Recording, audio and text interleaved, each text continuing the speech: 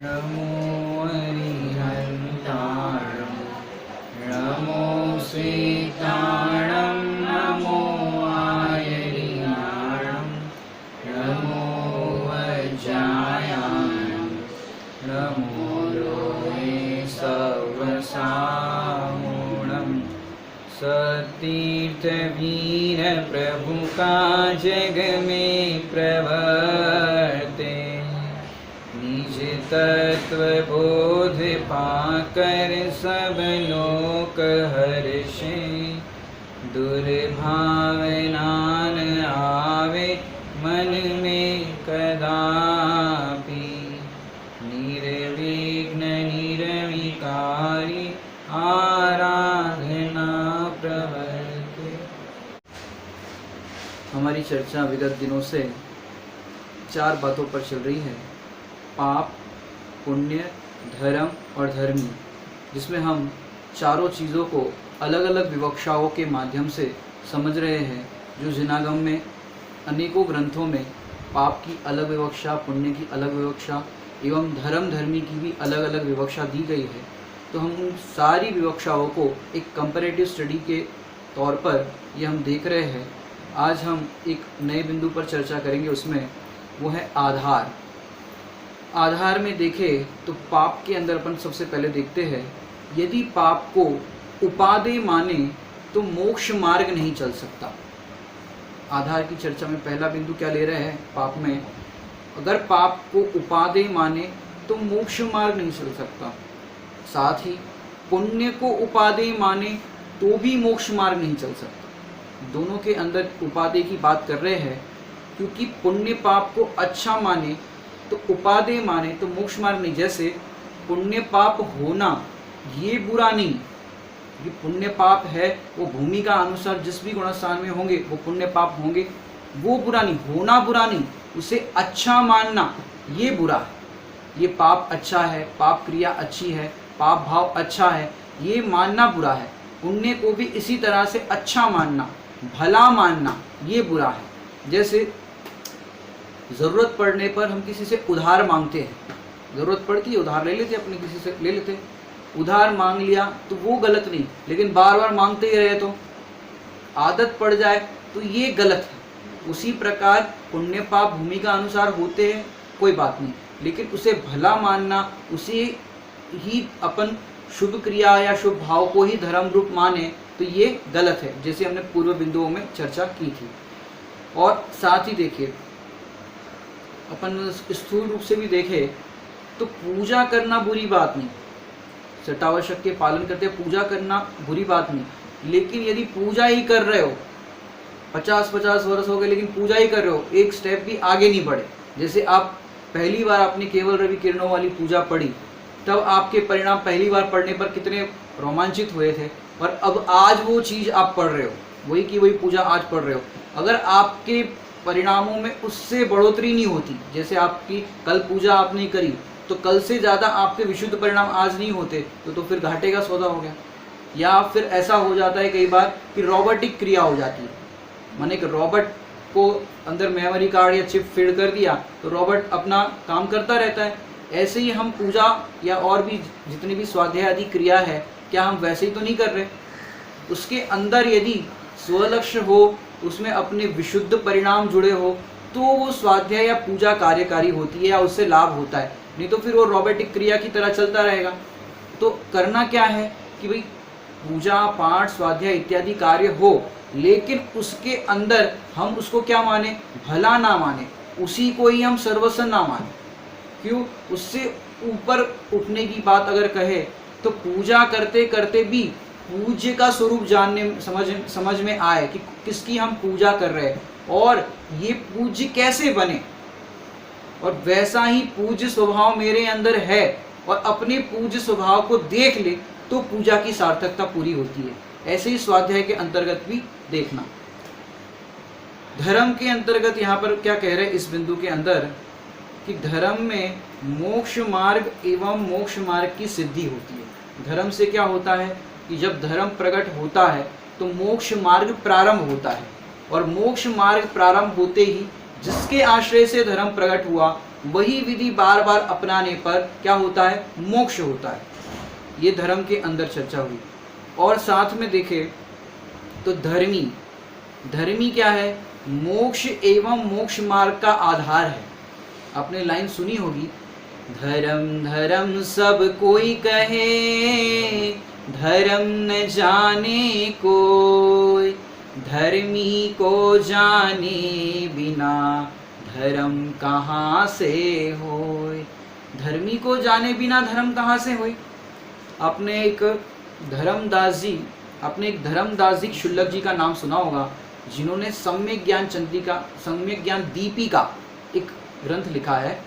उन्होंने अपने जीवन परिचय के संबंध में भी कुछ बातें बताई है कि पहले हमको लगता था मान सम्मान अहंकार आदि में ही हम दंभ में पड़े थे, और हमको लेखन इत्यादि जो भी कार्य करते थे, माने जो भी आगम उक्त जो भी क्रिया थी, उसमें हमको लगता था कि हम कुछ कर रहे हैं, अपने आप को कुछ मान रहे कि हम कुछ कर रहे हैं।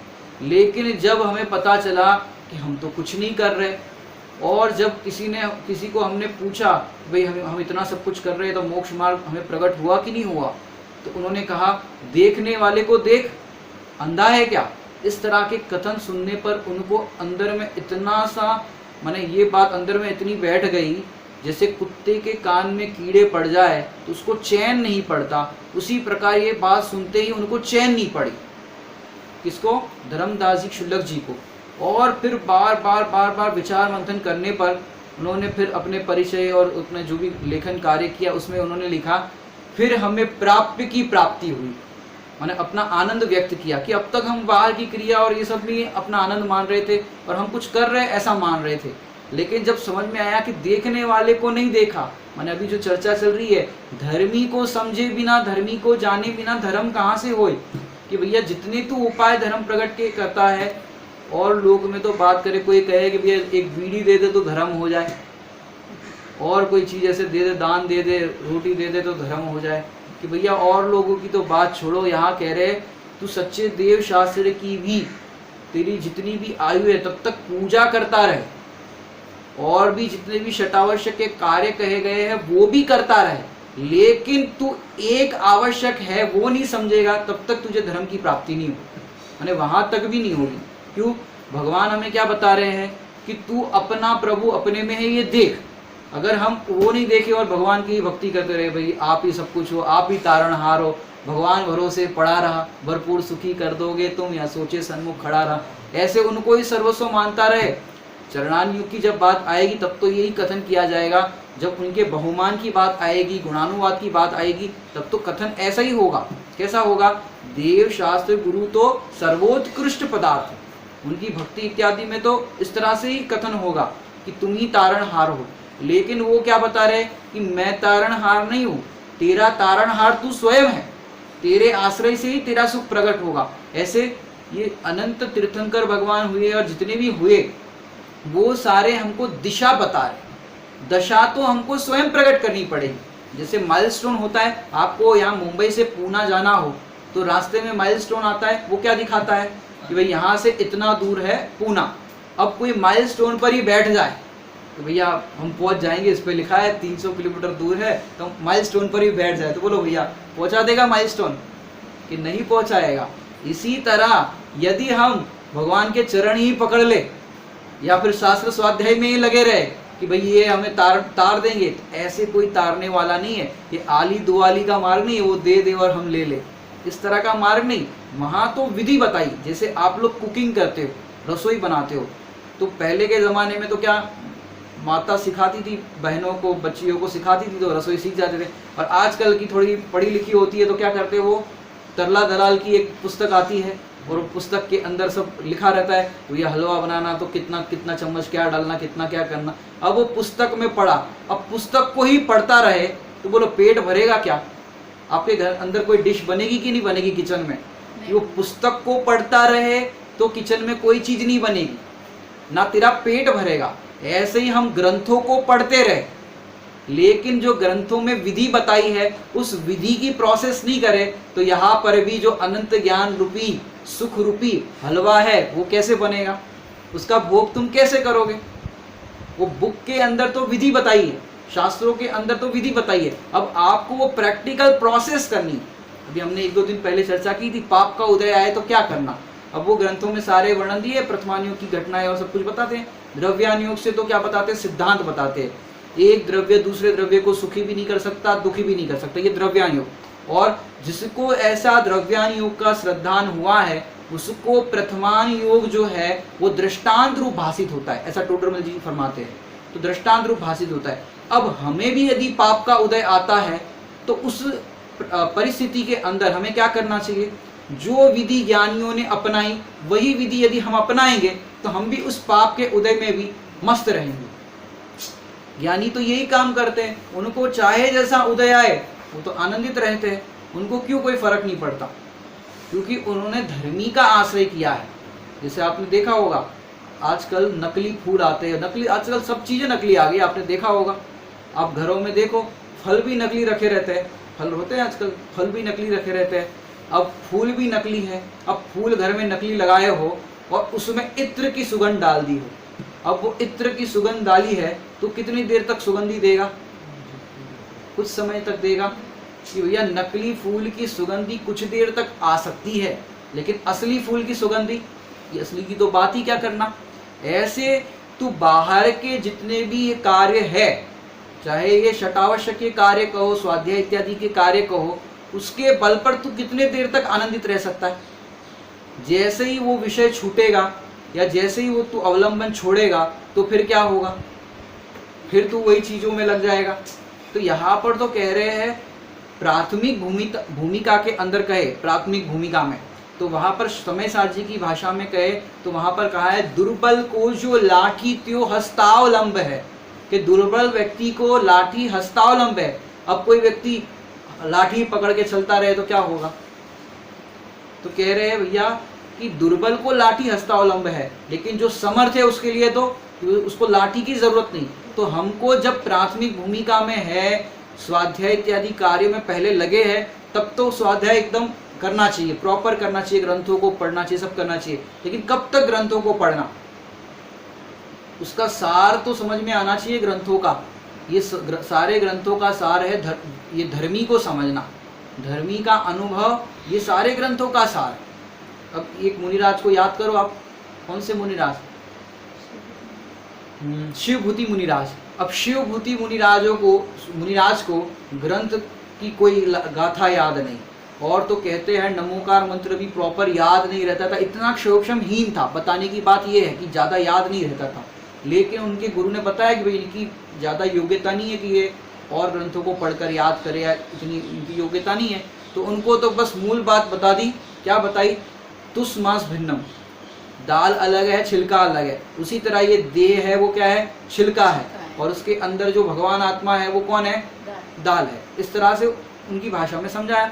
अब वो ये बात भी भूल गए, लेकिन क्या हुआ कि जो जंगल में जा रहे थे और रास्ते में उन्होंने देखा एक बाई सूपे के अंदर दाल और छिलका अलग कर रही थी। ये देख करके उनको भाववासन हुआ कि गुरु ने हमें क्या बताया था, दाल अलग है छिलका अलग है, ऐसे देह अलग है आत्मा अलग है। जैसे मातुष मारुष भी इस तरह से कथन आता है। मूल बात तो समझना ये है कि देह अलग और आत्मा अलग, इतना समझ में आ गया, इतना भाववासन हो गया तो काम हो गया। यहाँ पर भी हमारी जो चर्चा चल रही है, ये पूरी चर्चा का सार तो ये है धर्मी को समझना, धर्मी का अनुभव, आत्मा का अनुभव। और ऐसे देखा जाए तो चारों अनुयोग का भी सार यही है। कोई सा भी अनुयोग आपको कहाँ ले जाएगा कि एक ध्रुव स्वभाव भगवान आत्मा तक ही ले जाएगा, और उसका अनुभव करने से ही जीव सुखी होता है। तो ये मोक्ष एवं मोक्ष मार्ग का आधार है कौन, धर्मी। चार बातें अभी हमने देखी। पाप को उपादेय माने तो मोक्ष मार्ग नहीं चल सकता, पुण्य को उपादेय माने तो भी मोक्ष मार्ग नहीं चल सकता। धर्म के अंदर क्या बताया, धर्म से क्या होता है, मोक्ष एवं मोक्ष मार्ग की सिद्धि होती है।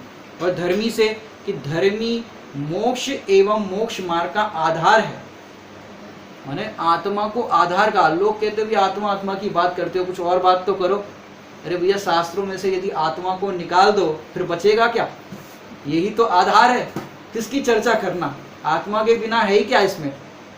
मैंने पहले सीधा घड़ा रखोगे तभी तो बाकी सब रहेंगे, एक घड़ा ही उल्टा रख दिया तो फिर बाकी सारे उल्टे रखेंगे। तो ऐसे ये आधार की बात अपन ने की। अब थोड़ा सा हटके अपन अगले बिंदु पर चर्चा करते हैं कि इसमें थोड़ी सी आपको बात बहुत अच्छे से बारीकी से समझ में आएगी। पॉइंट का नाम है दशा। क्या नाम है? दशा। अब इसमें चारों की दशा को अपन देखेंगे। पाप के अंदर क्या कह रहे हैं? अशुभ क्रिया एवं अशुभ भाव में अंतर है। क्या बताया? अशुभ क्रिया और अशुभ भाव में अंतर है। पाप में पाप भाव है वो कौन से भाव है? अशुभ भाव है। और पाप क्रिया है वो कौन सी क्रिया है? अशुभ क्रिया है। अब यहाँ कह रहे हैं अशुभ भाव और अशुभ क्रिया में अंतर है। माने देखो, बाहर से लग रही हो अशुभ क्रिया, लेकिन अपन को ऐसा लगे भी अशुभ क्रिया है तो अशुभ भाव होगा, ऐसा जरूरी नहीं है। जैसे अशुभ क्रिया को अपन देखें तो आरंभिक क्रिया होती है, आरंभ की क्रिया होती है, झाड़ू लगाना, ये सब क्रिया होती है। आरंभ की क्रिया रसोई बनाना, झाड़ू लगाना, पूजा करना, ये आरंभ की क्रिया है। अब इस आरंभ की क्रिया में देखा जाए तो ये अशुभ क्रिया है, लेकिन यदि यत्नाचार पूर्वक देखभाल करके झाड़ू लगा रहे हैं, पोछा लगा रहे हैं, रसोई भी बना रहे हैं, तो यत्नाचार पूर्वक गैस इत्यादि का प्रयोग कर रहे हैं, तो वहां पर दिख रही है अशुभ क्रिया, लेकिन भाव कौन सा है? वहां शुभ भाव कहा जाएगा, क्योंकि जीवों के प्रति बचाने का भाव, करुणा का भाव है। तो कहीं देखने में तो आएगी अशुभ क्रिया, लेकिन वहां पर जरूरी नहीं है कि अशुभ भाव हो। ऐसे उद्योगी क्रिया माने आरंभी, उद्योगी, इस तरह से है ना। तो उद्योगी में बाहर से देखा जाए भाई बहुत उद्योग चल रहा है, बहुत व्यापार कर रहे हैं और सब कार्य चल रहा है, लेकिन वहां पर न्याय नैतिकता का परिणाम हो, दूसरे को ठगने का परिणाम ना हो, और तो और अन्याय, अनीति, इस तरह का परिणाम ना हो, तो वहां पर वो सावधानी रखता हो, किसी से छल नहीं करता हो, तो बाहर से उद्योग की क्रिया तो अशुभ की क्रिया है, लेकिन परिणामों में मंदता है। किसी जीव को बोलते ना, सामने वाला आया है अपने दुकान पे चढ़ा है तो अपन उसको लूट लो, चाहे जैसा दाम बोल दो, तो ऐसा जो भाव है वो तो अशुभ भाव है, माने दूसरे के लिए इस तरह से। और करुणा का भाव, सब जीवों को इस तरह से भाव हो, तो वो है शुभ भाव, माने व्यापार की भूमिका में अगर देखे तो अशुभ क्रिया और अशुभ भाव में अंतर है। अब देखो, एक दृष्टांत आता है कि एक मुनिराज ध्यानस्थ है। अब वहां पर एक शेर आया, तो शेर को, मुनिराज को खाने का भाव आया। ये कौन सा भाव है? अशुभ भाव। और खाने के लिए वो वहां पर आ गया सीधा, तो वो क्रिया भी जो करने जा रहा है वो भी अशुभ क्रिया, भाव भी है वो अशुभ।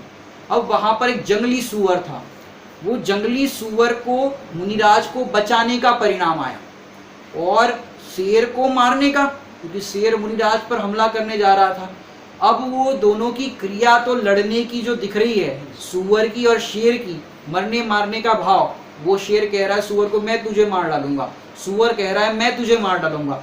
दिख तो रही है अशुभ क्रिया, लेकिन भावों में अंतर है कि नहीं? वहां पर अभिप्राय को, भाव को, उसका शुभ परिणाम है, बचाने का परिणाम, और वहां पर उसके अशुभ क्रिया और अशुभ भाव। इस तरह से पाप में देखे तो अशुभ क्रिया और अशुभ भाव में अंतर है। अब पुण्य में देखते हैं, पुण्य में शुभ क्रिया और शुभ भाव में अंतर है। अपन देखो, अपने अपने परिणाम टटोलो। मंदिर जी में बैठे हो, पूजा पाठ कर रहे हो, स्वाध्याय कर रहे हो, माला फेर रहे हो, बाहर से दिख रही कौन सी क्रिया? शुभ क्रिया। और फिर पूजन करते करते, अर्घ चढ़ाते चढ़ाते ही अपना उपयोग कहाँ पहुंच जाता है कि भाई अभी कुकर चढ़ा के आया है, सब्जी बनाना बाकी, ये करना बाकी। और अपन माला फेर रहे हो, उतने में माला, कई लोगों को आपने देखा होगा, माला यहाँ फेर रहे और यहाँ वहाँ देख रहे, और उसमें से विचार करो कि अपना कोई दुश्मन आ गया हो या जिनसे अनबन हो गई हो वो सामने आ जाए। अब बताओ माला में कितना उपयोग लगेगा? बाहर से लग रहा है अपने को शुभ क्रिया, सामने वाला भी देखेगा भैया माला फेर रहे, बढ़िया करते, ये स्वाध्याय पूजन पाठ आदि करते, बाहर से लग रही शुभ क्रिया, लेकिन जरा सा किसी को देख करके विकल्प आ गया तो फिर क्या हो गया? अशुभ भाव हो गया। शुभ क्रिया और शुभ भाव में अंतर है। ऐसा जरूरी नहीं है कि शुभ क्रिया कर रहे हो तो शुभ भाव हो। सेठ जी का दृष्टांत पूर्व में दे चुके हैं। सेठ जी सामायिक कर रहे थे, सामायिक की क्रिया है शुभ क्रिया, लेकिन वहां पर पानी पानी का विकल्प आ गया, ये क्या हो गया? अशुभ भाव। तो शुभ क्रिया और शुभ भाव में अंतर है। अब देखो, धन्य कुमार चरित्र आपको सुनाया था, उसके पहले ही भाग में आपको बताया था कि जो ब्रह्मचारी वेशधारी चोर था, मानिए धन्य कुमार का जीव, अब वो ब्रह्मचारी का वेश धारण करके वहां पर सेठ जी के नगर में आ गया। अब बाहर से तो कैसा दिख रहा है कि हम तो बढ़िया ब्रह्मचारी त्यागी व्रती है, और फिर मंदिर जी में भी वो रह रहा है, पूजा पाठ कर रहा है, सारी क्रिया उसने सीख ली थी। अब वो सारी क्रिया उसने सीख ली और सब करते हुए दिख रहा है, बढ़िया पूजा पाठ और एकदम ध्यान करते हुए दिख रहा है, तो वो शुभ क्रिया। लेकिन अंदर में भाव क्या है कि सेठ जी यहाँ से चले जाए, ये सब चले जाए, तो यहाँ पर जितने भी रत्न है वो सारे रत्न चुरा ले। तो दिख रही है शुभ क्रिया, लेकिन शुभ भाव नहीं है। तो शुभ क्रिया और शुभ भाव में अंतर है। और तो और आपको बताए, ज्ञानी के भाव ज्ञानमय होते, अज्ञानी के भाव अज्ञानमय होते। अज्ञानी की कितनी भी अच्छी क्रिया दिखाई दे, पूजा पाठ या कोई भी ऊंची सी ऊंची क्रिया दिखाई दे, लेकिन अज्ञानी मानता है इसका कर्ता मैं हूं। तो कह रहे तेरे सारे भाव अज्ञानमय, माने शुभ क्रिया है, शुभ भाव है, तो भी कह रहे तेरे भाव अज्ञानमय। माने इसको थोड़ा अपन समय सार जी की शैली से देख रहे हैं, भाई तेरे भाव अज्ञानमय। और ज्ञानी युद्धादि भी कर रहा है, 96,000 रानियों के साथ भोग भी करता है, लेकिन वहां पर कह रहे उसके भाव ज्ञानमय, क्योंकि उसको वो कर्ता भोक्ता नहीं अनुभव करता, मात्र वो ज्ञाता अनुभव करता है। तो ये हमने थोड़ा ज्ञानमय अज्ञानमय भाव से समय सार जी की शैली से देखा। अब हाँ, अभिप्राय में इसका, हाँ अभिप्राय में अपने आप को तो वो ज्ञाता भाव अनुभव करता है, और बाकी वो शुभ क्रिया अन्य अज्ञानी करते हैं तो अपने आप को कर्ता भोक्ता मानते कि मैं कर रहा हूँ। तो इस तरह का इसमें कथन है। अब देखिए धर्म कैसा है, शुभाशुभ क्रिया निरपेक्ष है। धर्म कैसे होगा, अशुभ परिणाम से होगा कि शुभ परिणाम से होगा, कि शुभ परिणाम से भी नहीं होगा और अशुभ परिणाम से भी नहीं होगा, वो तो शुद्ध परिणाम से होगा। तो इसलिए धर्म जो है वो शुभ अशुभ क्रिया निरपेक्ष, क्रिया निरपेक्ष, कि अशुभ की क्रिया से धर्म होगा कि शुभ की क्रिया से धर्म होगा, कि भाई क्रिया से धर्म नहीं होगा। पूर्व में हमने बताया था मन वचन काय से धर्म नहीं होता, पाप भी नहीं होता मन वचन काय से, पुण्य भी नहीं होता और धर्म भी नहीं होता, तीनों चीजें क्रिया उस क्रिया से नहीं होती। तो काय से होता है कि धर्मी के आश्रय से होता है। अब धर्मी के अंदर क्या कह रहे हैं, धर्मी कैसा है, शुद्धाशुद्ध पर्याय निरपेक्ष। शुद्धाशुद्ध पर्याय माने शुद्ध पर्याय से भी निरपेक्ष और अशुद्ध पर्याय से भी निरपेक्ष। माने देखो शुभाशुभ पर्याय जो है उसको अशुद्ध पर्याय ले लिया, शुभ और अशुभ को एक अशुद्ध पर्याय ले लिया, और शुद्ध पर्याय किसको लिया कि जो अपने आत्मा के आश्रय से प्रकट होती है, जो रत्नत्रय है, सम्यक दर्शन ज्ञान चारित्र, वो है शुद्ध पर्याय, जिसको निर्मल पर्याय भी कहा जाता है। तो यहाँ पर कह रहे हैं ये धर्मी जो है भगवान आत्मा है वो अशुद्ध पर्याय से तो निरपेक्ष है ही, लेकिन यहाँ कह रहे हैं शुद्ध पर्याय से भी निरपेक्ष है। क्यों, क्योंकि मैं तो पर्यायों से पार त्रिकाली ध्रुव ज्ञायक परमात्मा हूं। तो ये पर्याय है वो मेरे में नहीं और मैं पर्याय में नहीं। क्या कह रहे हैं, पर्याय है वो मेरे में नहीं और मैं पर्याय में नहीं, मैं तो पर्याय से भिन्न एक ज्ञाता भाव। तो ये कह रहे हैं धर्मी कैसा है, शुद्धाशुद्ध पर्यायों से निरपेक्ष। जो बच्चा होता है घर में, अपना बालक होता है, अब बालक समझो गलत क्रिया करे तो वो अशुभ हो गई, और पूजा पाठ आदि कार्य करे तो शुभ हो गई, बराबर, ये अशुद्ध हो गई। और उसको अपन दूसरी भूमिका से अपन ले, दूसरा मतलब उसी के अंदर ऐड करते हैं, अपना बेटा कुछ कमाता नहीं है, गरीब है समझो, कमाता नहीं है, माँ के लिए एक बेटा डॉक्टर है, एक बेटा इंजीनियर है, एक बेटा सीए है, और एक बेटा कुछ कमाता नहीं है, वो जॉब करता है या थोड़ा बहुत कमा लेता है, माने बाकी सबसे डाउन है। अब बताओ माँ के लिए बेटा कौन सा अच्छा और कौन सा बुरा, सब बराबर है। बोलो माँ के लिए कौन सा बेटा अच्छा, भाई ये तो कमाता नहीं है, इसका तो कोई काम ठिकाना नहीं है, ये बच्चा अच्छा है, डॉक्टर है, ये इंजीनियर है, ये सीए है। माँ के लिए तो डॉक्टर, इंजीनियर, सीए और कुछ कमाता नहीं है, ये सारी पर्यायों से निरपेक्ष मात्र बेटा। वहां वो अपने बेटे को बेटा रूप अनुभव करती है, पर्यायों से भिन्न अनुभव करती है। सब बेटे बराबर कैसे देखती है, वो पर्यायों से भिन्न देखती है। डॉक्टर, इंजीनियर, वो जो अपन कहते हैं ना पक्षधर से नहीं देखती, पक्ष से नहीं देखती, निरपेक्ष देखती है, किसी भी अपेक्षा या सापेक्षता से नहीं देखती। मेरा बेटा तो मेरा ही है। तो आपके एक प्रश्न पूछता हूँ, घर में पुत्र का जन्म होता है कि कुपुत्र का जन्म होता है? पुत्र का ही है। कि घर में जन्म तो पुत्र का ही होता है, वो कैसे कृत करता है उस अपेक्षा से उसको सुपुत्र या कुपुत्र कहा जाता है, लेकिन घर में जन्म तो पुत्र का ही होता है। ऐसे माँ के लिए तो पुत्र पुत्र ही है, चाहे वो राष्ट्रपति क्यों ना बन जाए या प्रधानमंत्री क्यों ना बन जाए, वो तो अपने बेटे को जो घर में पिंकू टिंकू या पप्पू पुकारती है वो वैसा ही देखेगी उसको तो, और सारे लोग उसको सलाम ठोकते होंगे और ये कान पकड़ेगी कि बेटा तूने टाइम से भोजन क्यों नहीं किया, भले ही वो राष्ट्रपति हो गया हो, लेकिन माँ के लिए बेटा तो बेटा ही है।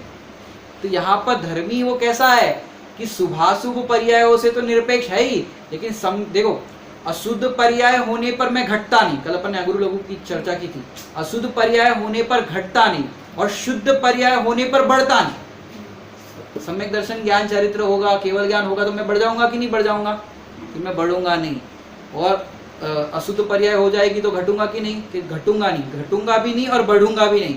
तो शुद्धाशुद्ध पर्यायों से निरपेक्ष है, ऐसा मेरा धर्मी माने ऐसे मेरा आत्म स्वभाव है। आगे अगले बिंदु पर अपन देखते हैं। अगले बिंदु पर अब अपन ये जो 4 बिंदु है पाप पुण्य धर्म धर्मी, इसको अपन 7 तत्वों में घटित करेंगे। ठीक है, सबसे पहले पाप है। पहले तो आपको एक बात और बताना चाहेंगे, क्योंकि स्वाध्यायी होंगे उनको तो ये पता होगी, लेकिन नहीं पता हो तो हम एक और आपको खुलासा करना चाहते हैं। क्योंकि जब भी जीव द्रव्य की बात आएगी, कभी जीव तत्व की बात आएगी, तो आप कई लोगों को एक सा लगता है भाई जीव द्रव्य को या जीव तत्व को एक है, लेकिन यहाँ पर अंतर है। द्रव्य 6 होते हैं, जीव पुद्गल धर्म अधर्म आकाश और काल, ये हो गए 6 द्रव्य। और तत्व कितने होते हैं? 7। कौन कौन से? जीव अजीव आश्रव बंध संवर निर्जरा और मोक्ष, इस तरह से 7 तत्व होते हैं। अब यहाँ पर तत्व और द्रव्य में अंतर है। पहले अपन द्रव्य को देखें, अलग विवक्षा से थोड़ा सा देखेंगे कि जो द्रव्य है वो द्रव्य कैसा होता है। द्रव्य की परिभाषा अगर देखें तो गुणों के समूह को द्रव्य कहते हैं, ये आपने सुना होगा। लेकिन द्रव्य में क्या होता है? द्रव्य कैसा है कि द्रव्य द्रव्य है। द्रव्य अपन कहते हैं उत्पाद व्यय द्रव्य, तो उत्पाद व्यय द्रव्य युक्तम सत, ऐसा तत्व सूत्र जी में सूत्र आया है। तो द्रव्य है वो कौन सा है? द्रव्य, ध्रुव रूप से रहता है, ध्रुव है। और उसकी जो पर्याय होती है वो कैसी है? उत्पाद व्यय, पर्यायों में उत्पन्न और व्यय इस तरह से होता रहता है। अब ये देखो, धर्मी जो है वो है द्रव्य, अपन द्रव्य की अपेक्षा से धर्मी है वो है द्रव्य माने जीव द्रव्य। अब उस जीव द्रव्य के आश्रय से क्या प्रकट होगा? धर्म प्रकट होगा। आश्रय से, जीव द्रव्य के आश्रय से ये धर्म प्रकट होगा। एक बात, अब जो पुण्य है और पाप है वो दोनों क्या है कि वो दोनों पर्याय है, और धर्म को भी अगर कहेंगे तो वो भी पर्याय है, शुद्ध पर्याय है धर्म, तो वो भी पर्याय है। तो द्रव्य है वो है द्रव्य, और पुण्य पाप और शुद्ध पर्याय ये सब क्या है? पर्याय। समझ में आई बात? द्रव्य कौन है? द्रव्य है, और पुण्य पाप और धर्म ये 3 चीज क्या है? पर्याय है। अब तत्व की ओर से देखते हैं, ये तो सामान्य अपन ने कथन किया। अब तत्व, 7 तत्व का आपने उदाहरण देखा होगा। 7 तत्व के समझने के लिए हम एक और उदाहरण देके आपको स्पष्ट करेंगे। बच्चे हैं तो बच्चों को थोड़ा सा अच्छा लगेगा कि जैसे बच्चों को झूला खेलने की आदत होती है। झूला माने कैसा झूला? रस्सी वाला झूला, माने रस्सी बांधी है तो रस्सी पे ऐसे झूलते हैं। पेड़ के ऊपर आपने देखा होगा ऐसे झूलते हैं रस्सी पे। अब वो रस्सी वाला झूला वो है अजीव तत्व, और जो उस पे झूल रहा है वो है जीव तत्व, और जो शरीर है उसका वो है अजीव तत्व। दोनों में अपन ने देखा। अब झूलते हैं बच्चे तो सीधा झूलने में मजा नहीं आता, तो बच्चे क्या करते हैं? उस झूले को थोड़ा ऐसा ऐसा उल्टा सुल्टा उल्टा पुल्टा करते हैं, तो थोड़ा अच्छा लगता है उनको। सीधा झूलने में मजा नहीं आता। अब झूले पर बैठा है वो बालक, अब उसको ऐसे गोल गोल ऐसे ऐसे घुमा रहा है, तो ये कहेंगे आश्रव तत्व। गोल गोल घूम रहा है, ये कहेंगे आश्रव तत्व। और एक समय ऐसा आएगा वो रस्सियों से जकड़ जाएगा तो बंधेगा, तो ये है बंद तत्व। जकड़ गया ना, रस्सी आपने देखी होगी ऐसे ऐसे घूमेगा तो जकड़ गया, तो ये है बंद तत्व। एक समय ऐसा आएगा कि नया राउंड ऐसा घूमेगा नहीं, ऐसे जो राउंड घूम रहा है ना, वो एक राउंड घूमेगा नहीं, एकदम कस गया वो तो ये है संवर, नया राउंड नहीं घूम रहा है, ये है संवर। अब क्या करे, वो बंद गया, अब निकल नहीं पा रहा है, तो अब क्या करे कि अब वो 2 पैर ऊपर करेगा, तो जो राउंड सीधे ऐसे लगे थे अब वो उल्टे लगना शुरू होंगे, तो धीरे धीरे वो खुलता जाएगा। तो ये खुलना हुआ निर्जरा, और फिर वो कस गया था पूरी तरह से, अब खुल गया और झूले से नीचे उतर गया, ये क्या हो गया, मोक्ष। ये बच्चे खेलते हैं तो उसको थोड़ा ऐसे बताते हैं। अब यहाँ पर अपन जो 7 तत्व में घटित करना चाहते हैं, तो जीव तत्व तो है धर्मी, बराबर, और उसके अंदर पाप और पुण्य है आश्रव बंध तत्व, बराबर, और ये देह है वो है अजीव तत्व, बराबर, और तो और सिद्ध भगवान भी है वो है अजीव तत्व की बात कर रहे हैं ना। तो मेरा सुख मेरे में है और मेरे आश्रय से प्रकट होगा, इसलिए सारे विश्व में अगर प्रश्न किया जाए जीव तत्व कितने, तो एकमात्र जीव तत्व मैं हूँ, क्योंकि मेरा सुख मेरे आश्रय से मुझे प्रकट होगा, इसलिए जीव तत्व तो एक ही है। और मेरे लिए सिद्ध भगवान भी अजीव तत्व, बाकी सब तो अजीब है ही, लेकिन ये आश्रय की अपेक्षा से, सुख की अपेक्षा से अपन कह रहे हैं वो अजीव तत्व। पुण्य पाप है वो आश्रय बंध तत्व। अब करे क्या भैया, अब सुखी होना है तो धर्मी का आश्रय करो, माने जीव तत्व का आश्रय करो। तो जीव तत्व का आश्रय करने पर क्या प्रकट हुआ, संवर प्रकट हुआ, और फिर जीव में रमणता हुई तो क्या हुआ, निर्जरा हुई, और जीव में रम गए तो क्या हुआ, मोक्ष। तो संवर, निर्जरा और मोक्ष है वो है धर्म, और वो किसके आश्रय से प्रकट हुआ, कि जीव तत्व के आश्रय से हुआ। क्योंकि देखो आपको 5 उंगलियों पर हम बताना चाहते हैं, जैसे देखो विश्व में देखा जाए तो एक ही तत्व है वो है जीव तत्व, लेकिन जीव को मैंने नहीं समझा और अजीव को अपना माना, मैंने अजीव है उसका लक्ष्य किया, तो अजीव, मैंने जीव को नहीं देखा तो अजीव खड़ा हुआ, जीव को नहीं देखा तो अजीव खड़ा हुआ। फिर क्या हुआ, अपना सुख तो कहाँ है, अपने में है, लेकिन अजीव में सुख माना तो आश्रव बंध हुआ। अब क्या करे, आश्रव दुखकार घनेरे, आश्रव बंध में तो दुख होगा। अब क्या करे, भूल क्या हुई कि जीव को अपना मानो, तो जीव में अपनापन किया, आप पर जो पर में अपनापन कर रहा था, अब जैसा पर में अपनापन किया था वैसा ही अपनापन अपने में किया, तो क्या हुआ, संवर निजरा, और फिर अपने में रम गए तो हो गया मोक्ष। ये 5 उंगलियों में हो गया मोक्ष। माने भूल कहाँ से हुई, यहाँ से। माने जितनी भी परिभाषाएं देखी जाए तो एकमात्र आत्मा से शुरू होती है, जीव तत्व से ही शुरू होती है। माने जितने भी अनुष्ठान होते हैं, जितनी भी क्रिया होती है, यदि उसमें ये जीव तत्व गायब है, स्वभाव की दृष्टि गायब है, तो सब क्या है, एकड़े बिना के बिंडे है, माने एक बिंदी बिना का एक है।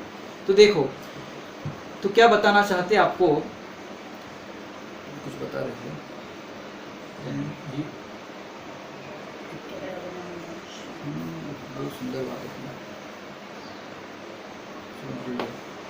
आगे बताओ।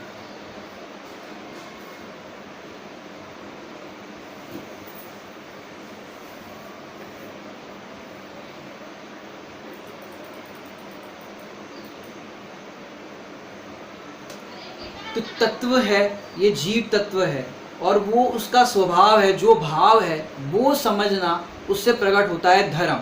अब ये द्रव्य भी जो अपन ने चर्चा की कि कितने ही परिणमन हो जाए उत्पाद व्यय के अंदर, लेकिन ये द्रव्य है वो ज्यों का त्यों रहता है, वो कभी भी नहीं बदलता। क्यों नहीं बदलता, क्योंकि उसका वैसा स्वभाव है, स्वभाव है वो मिटता नहीं, और विभाव है वो टिकता नहीं, कि जो जिसका स्वभाव है वो वैसा ही रहता है, वो कभी भी बदलता नहीं। और जो नहीं बदलने वाला है उसको तो तू देखता नहीं, और बदलने वाले परिणामों का, बदलने वाले संयोगों का विश्वास करता है और उससे सुख की कल्पना करता है। तो कह रहे हैं कि तेरा सुख तेरे में है और तेरे आश्रय से प्रकट होगा, जो कभी भी बदलेगा नहीं, शाश्वत सत्य है। अब देखो भैया, अब मैं ही आत्मा हूँ, मेरा सुख मेरे में ही है, तो अब तक क्या किया इस जीव ने, सुखी होने के लिए औरों के पास गया। जैसे आपको एक दृष्टांत देकर के समझाते बहुत सुंदर, कि एक सेठ जी थे, पुराने ज़माने की घटना है। एक सेठ जी थे, तो सेठ जी रत्नों का व्यापार करते थे और बड़े शहरों में जाते थे, रत्नों का व्यापार करते थे, तो करोड़ों रुपए कमाते थे। एक बार क्या हुआ, बम्बई गए और बम्बई से करोड़ रुपए उन्होंने कमाए होंगे। अब एक साथ करोड़ रुपए साथ में ले जाना बहुत मुश्किल काम होता है, एक पुराने ज़माने की घटना है। अब सेठ जी ने क्या किया, वो सारे धन को बेच करके या सारे धन को एकत्रित करके उन्होंने एक हीरा खरीदा, समझो 1 करोड़ रुपए का एक हीरा खरीदा। और ये बात एक ठग को पता चली कि सेठ जी ने ऐसे ऐसे 1 करोड़ का हीरा खरीदा है। अब पुराने ज़माने की बात है, तो एक जगह से दूसरी जगह जाने में 2-2 दिन लग जाते थे, बहुत स्लो ट्रेन चलती थी। अब आजकल की तरह तो ऐसी नहीं है ट्रेन। तो क्या किया कि वो ठग को पता चला, तो ठग ने सोचा कि सेठ जी के पास ऐसा ऐसा एक रत्न है और बेशकीमती है, चलो सेठ जी के साथ बोलो। तो उसने भी, सेठ जी ने जिस कंपार्टमेंट में या जिस बोगी में अपना टिकट बनवाया और बैठ गए थे, उसी में वो ठग चढ़ गया। अब ठग तो ठग है, प्यारी प्यारी मीठी मीठी बातें करने लगा और आपस में घुल मिल गए। लेकिन सेठ जी भी बड़े व्यापारी थे, ऐसे किसी की बातों में आने वाले नहीं थे। और क्या हुआ, सेठ जी को पता चला, क्योंकि उसके लक्षण से, उसके बिहेवियर से लगा कि भाई ये कोई बात गलत लग रही है इसके अंदर, इतनी मीठी मीठी बातें कर रहा है, लगता है कुछ दाल में काला है। तो फिर क्या हुआ कि धीरे धीरे सफ़र आगे बढ़ता गया। अब थोड़ी देर बाद शाम होने वाली थी, तो ठग ने सेठ जी से कहा कि मैं ज़रा निपट के आता हूँ, तब तक आप हमारा सामान देखो और फिर आप हो आना, हम आपका सामान देखेंगे। सेठ जी कह रहे हैं ठीक है।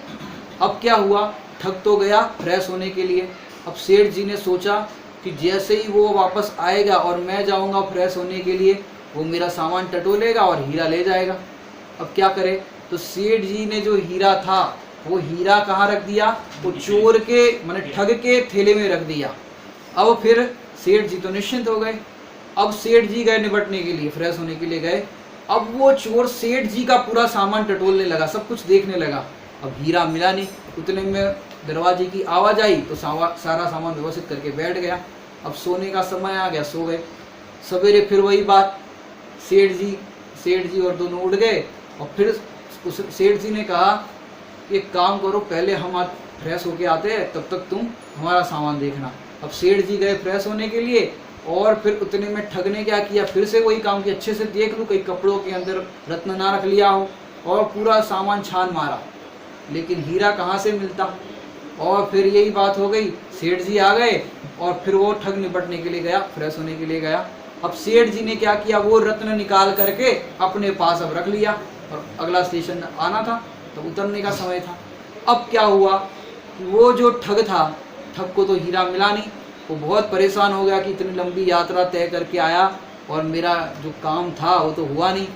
फिर उसने उतरते समय, सेठ जी उतर रहे थे, तो ठग ने कहा सेठ जी एक बात बताओ, आप इतने बड़े व्यापारी हो और एक मैंने पता लगाया आप एक रत्न खरीद करके लाए हो, मैंने पूरी रात और जब से ट्रेन में बैठे तब से मैंने छान मारा, वो हीरा मिला ही नहीं, आप लेकर आए हो, ये बात तो पक्की है। तो उसने कहा कि मैंने आज तक बड़े बड़े सेठों की जेब काटी है, लेकिन आज लगता है शेर को सवा शेर मिल गया। तो सेठ जी ने बताया कि भैया तूने क्या किया कि मैंने तो आपके पूरे थैले को, आपके पूरे सामान को छान मारा, लेकिन हीरा नहीं मिला। बोले कहाँ से मिलता, वो हीरा तो तेरे ही झोले के अंदर था, तूने अपना झोला चेक करके देखा क्या एक भी बार, कि नहीं देखा। कि ऐसे फिर क्या कहते हैं, ऐसे ही हम कहना चाहते हैं कि आज तक इसने सुखी होने के लिए दूसरे के थैले तो अनेकों बार चेक किए, पर द्रव्य के पास सुख की तलाश में अनेकों बार गया, लेकिन आज तक इसको सुख नहीं मिला। क्यों नहीं मिला, कि तेरा सुख तो तेरे अंदर था, और अब तक तू दूसरे के थैले चेक कर रहा था, दूसरे के शरीर का लक्ष्य कर रहा था। तो अब कह रहा है कि भाई तूने अपना सुख अपने में नहीं देखा, इस कारण से तू दुखी हो रहा है, इस कारण से तेरा चतुर्गति में परिभ्रमण हो रहा है। तो कह रहे हैं तू अपना सुख अपने में देख। तो जीव तत्व क्या बताता है कि अपना सुख अपने में है। धर्मी क्या बताता है कि तू अपना आश्रय करेगा तो तुझे सुख की प्राप्ति होगी। हमारे यहाँ भायेंद्र के अंदर देखो, आपको एक प्रश्न पहले करते हैं कि आप नल खोलोगे तो क्या निकलेगा भैया, पानी निकलेगा। लेकिन भैया हमारे भाईंदर में ऐसी एक जगह है, वहाँ नल खोलते हैं तो दूध निकलता है। एक जगह ऐसी है वहाँ नल खोलते हैं तो तेल निकलता है। एक जगह ऐसी है राशन की दुकान पे जाओ तो मिट्टी का तेल निकलता है, वहाँ नल खोलो तो। क्यों भैया ऐसा क्यों होता है? नल खोलते हैं तो विविध प्रकार की चीजें क्यों निकलती है? क्योंकि भैया जो उसमें भरा होगा वही तो निकलेगा। ऐसे ही भैया तुम्हारे अंदर क्या भरा है? बड़े पंडित जी साहब ने तो रचना में इतना सुंदर लिखा, अपना स्वरूप। अब तक तो जीव ने दूसरे का स्वरूप और दूसरे का ये सब चीज देखा। पंडित साहब बोलते हैं औरों का स्वरूप बहुत पढ़ा, ग्रंथों में और चीजें तो बहुत पढ़ी, और पढ़ने की बात ठीक है, आचार्य देव ने लिखा है पढ़ना समय है तो पढ़ लेना, लेकिन पढ़ने योग्य पहले में पहला काम तो ये है अपना स्वरूप पढ़ लो। ये पढ़ने के बाद तुम्हें जो पढ़ना है पढ़ना, लेकिन ये अपना स्वरूप पहले में पहला काम है। क्यों ऐसा क्यों? पंडित साहब एक बार बता रहे थे कि भैया पहले पंगत भोजन होता था, पंगत में बैठ करके भोजन करते थे। तो पंगत भोजन होता था तो सबको भोजन परोसा जाता था। अब भोजन परोस लिया तो पहले क्या खाना चाहिए भैया? कि पहले जो मिठाई वाली चीज हो, माने अच्छा माल पानी कहते ना, वो अच्छा खाना चाहिए, पहले वो खाना चाहिए। क्यों? कि कदाचित कोई भगदड़ मच जाए तो कम से कम पूड़ी बूड़ी नहीं खाया पाए तो कोई बात नहीं, मूल माल तो खा लिया तो अपने को संतुष्टि हो जाती है, भैया भोजन करके आगे। ऐसे भैया पहले में पहले तो जो मूल चीज है अपना स्वरूप ये पढ़ लो, बाकी फिर आयु पूरी हो जाए, देह छूट जाए, कोई टेंशन नहीं, अपना स्वरूप समझ में आ गया तो ये पर्याय सार्थक हो गई। बाकी सब पढ़ लिया, गुणस्थान पढ़ लिए, मारना स्थान पढ़ लिए, जीव ठान पढ़ लिए, सब पढ़ लिया, लेकिन फिर बाद में अंत समय आया भैया अपने को तो नहीं पढ़ा, तो अपने को ये अफसोस होगा कि करने योग्य कार्य नहीं किया। तो पहले में पहले अपना प्रयोजन तो क्या है? अपना स्वरूप देखना। पंडित साहब ने बहुत सुंदर पहली ही लाइन में लिखा, और कैसे लिखा? रे शब्द से लिखा। माने रे कब लिखा जाता है? बहुत करुणा होती तब लिखा जाता है। अरे क्या कर रहा है? अरे भोजन कर ले। जब प्रीति होती है, करुणा भाव होता है, तब रे शब्द कहा जाता है, रे शब्द से पुकारा जाता है। तो पंडित साहब ने लिखा, रे जीव तू अपना स्वरूप देख तो जरा, दृग ज्ञान सुख वीर का भंडार है भरा। रे जीव तू अपना स्वरूप देख तो जा, देख तो आहा, अरे तू देख तो, एक बार देख तो अपना स्वरूप, अपना स्वरूप देख तो, तेरे में कितना अनंत गुणों का खजाना भरा है। दृग ज्ञान सुख वीर का भंडार है भरा। कि भंडार किसे कहते हैं? कि जो कभी खत्म ना हो, ऐसा तेरे में भरा है। और तू बाहर के धन की ओर देख रहा है, ये हमें मिल जाए, वो हमें मिल जाए, हमारा पैकेज बढ़ जाए, हमारा ये बढ़ जाए। अरे तेरा अंदर में इतना खजाना भरा है, तू देख तो सही। और इतना तू अपनी ओर देखेगा, अपना स्वरूप अनुभव करेगा, तो तुझे सुख अपने में ही मिलेगा। वो सुख भी अपने आश्रय से प्रकट होगा। क्यों? प्राप्य की प्राप्ति होती है, जहाँ जो भरा होगा वही तो मिलेगा। तेरे में अनंत सुखों का खजाना भरा है, तो वो अनंत सुखों का खजाना भी तेरे अंदर से ही प्राप्त होगा। लेकिन अब तक क्या हुआ? देखो इतनी सी बात है, शक्कर का निर्णय हो गया, उसके लिए मिठास दूर नहीं है। क्या कहा?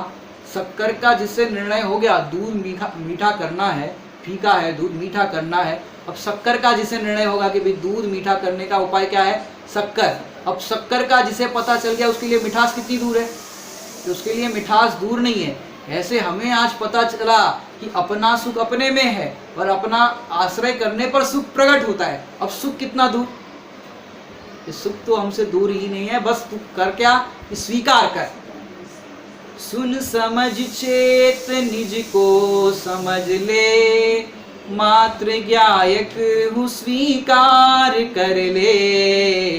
कैसा सुंदर समागम मिला है, चूक जाने के काबिल नहीं है।